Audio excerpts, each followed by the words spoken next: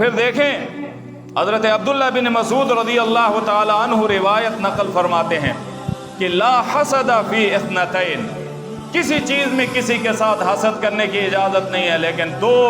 آدمیوں کے ساتھ آپ حسد کرتے ہیں۔ رجل آتاہ اللہ مالا، ایک آدمی ہے جس کو اللہ نے مال دیا، فسلط علی ہلاکتی فی الحق، اور وہ اللہ کی راہ میں ثواب کی نیت سے خرچ کرتا ہے،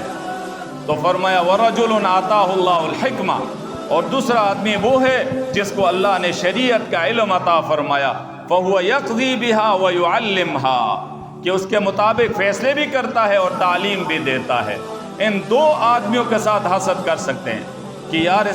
اس کو اللہ نے مال دیا، یہ خرچ کر رہا ہے، تو میں بھی گویا کہ اسی طرح اس کے خرچ کرنے سے آگے بڑھوں۔ ایک آدمی کو اللہ نے علم دیا ہے اور وہ علم دین پھیلا بھی رہا ہے اور سمجھا بھی رہا ہے، گویا کہ اس کے ساتھ یہ حسد کرتا ہے کہ میں بھی یہ علم حاصل کروں گا اور اس علم کو آگے پھیلاؤں گا۔ اس صورت میں یہ آدمی حسد میں صحیح ہے، ورنہ اس کے علاوہ دنیا کے اعتبار سے حسد کرے گا تو وہ ذلیل اور خوار ہوگا۔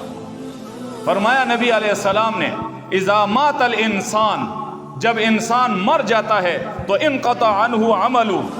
اس کا تمام اعمال جو ہیں وہ ختم ہو جاتے ہیں، الا من ثلاثہ، تین اعمال ایسے ہیں کہ وہ مرنے کے بعد بھی زندہ رہتے ہیں، الا من صدقۃ جاریہ،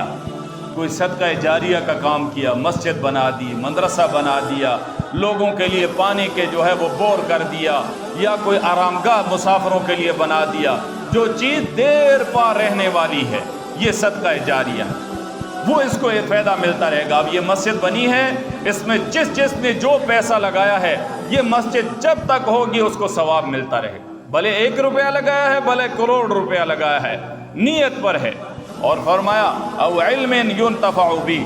یا علم ہے اس سے آگے لوگوں کو فائدہ دیا، شاگردوں کو پڑھایا، انہوں نے آگے پڑھایا، وہ آگے، جب تک یہ اس کے شاگردوں کے شاگرد آگے تک چلتے جائیں گے اس کو یہ ثواب ملتا جائے گا۔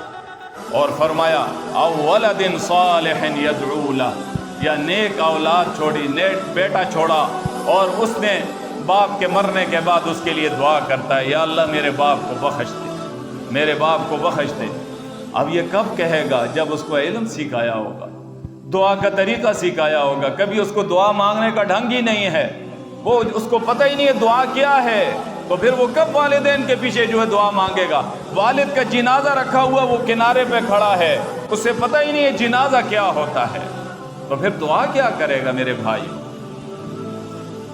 اور پھر دین والوں پر اللہ تبارک و تعالیٰ کی کرم نوازی ہے۔ حضرت ابو ہریرہ رضی اللہ تعالیٰ عنہ فرماتے ہیں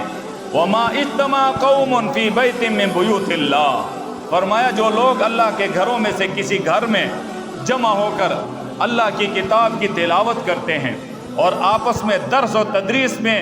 مشغول ہوتے ہیں، تو ان پر سکینت نازل ہوتی ہے۔ ان پر کیا نازل ہوتی ہے؟ یہ قرآن پڑھنے والے صبح سے اٹھ کر شام تک جو پڑھتے ہیں ان پر سکینت نازل ہو رہی ہوتی ہے۔ دنیا والوں کی نظروں میں یہ گھٹیا ہیں، یہ گویا حقیر ہیں، کوئی کہتا ہے یہ یتیم ہیں، سارے کے سارے فقیر آئے ہوئے ہیں، ان کے پاس کچھ نہیں ہے اس لیے قرآن کی طرف آگے۔ لیکن اللہ کے نبی کیا فرماتے ہیں؟ ان پر سکینت نازل ہوتی ہے